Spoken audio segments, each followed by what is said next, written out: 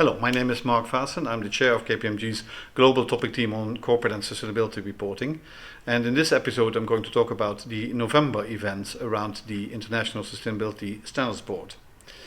And when I mention November, we have to realize that's already 1 year since the IFRS Foundation at COP26 in Glasgow announced the establishment of the ISSB. And a lot has happened since. First of all, the formation of the board itself, and now the board's already down to finalizing its two first major standards. So that's quite impressive. And then at COP27 at Sharm el-Sheikh, the IFRS Foundation made further announcements, and they said that they also want to focus on capacity building. And clearly capacity building is very important from a practical point of view, and also and particularly important for developing nations. So they announced a partnership framework, and KPMG is very proud that we can be working with the ISSB on this initiative. Another announcement was one made by the CDP, who announced that they would actually align their checklist with the climate proposals of the ISSB. So that will mean that once the standard is finalized, it will give exposure to a huge amount of companies that are registered with the CDP. Since my last update about the October board meeting, two further meetings were held by the ISSB to support the decisions on interoperability with the European standards. I talked about that last time, and to drive momentum. And this week they continued the discussion on the list of topics that they agreed they needed to cover in order to finalize the standards.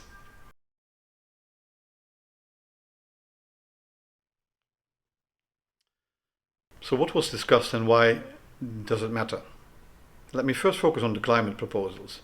The ISSB is focusing on transparency and decision useful information for investors around, first of all, climate resilience, but also on transition plans, such as net zero plans and climate related targets.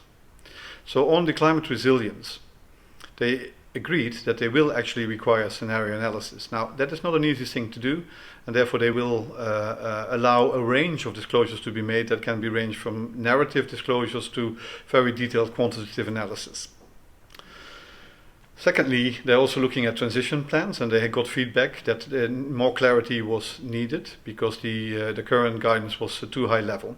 And so they're clarifying and also adding disclosures in order to give more transparency around companies' net zero plans, transition plans, and also their target setting and the achievement of these targets. Very important from an investor point of view.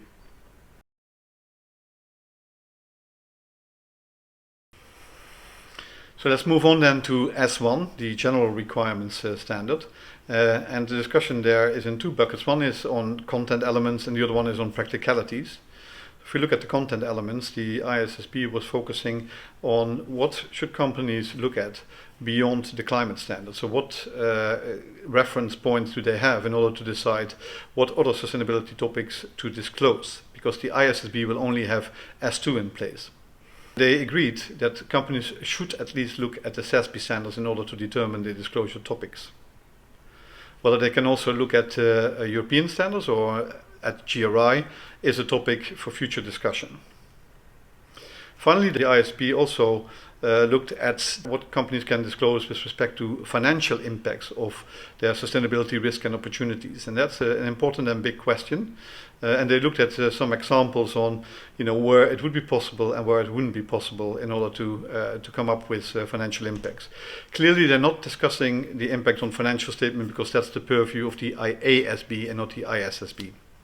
And then on practicalities, finally, 2 points to mention here. First, the ISSB discussed when you need to update your estimates in your comparatives. It's an important point because sometimes these estimates can also relate to metrics that again relate to KPIs linked to remuneration. So it's an important point. And finally, they're looking at the frequency of reporting. Because as you know, sustainability reporting is not always in sync with financial statements. Now, the ISSB resolved that they want the timing of reporting for financial statements and the sustainability reporting to be the same, but they also realize that may be a bit of a stretch in the beginning, and therefore they will, for a short period of time, give some transition relief.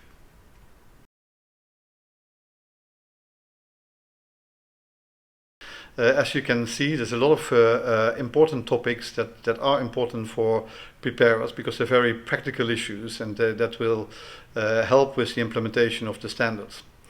More discussion still to come, so I would say stay tuned. And if you want to know more about any of the topics I raised today, please go to our resource center where you will find articles and other materials on these topics.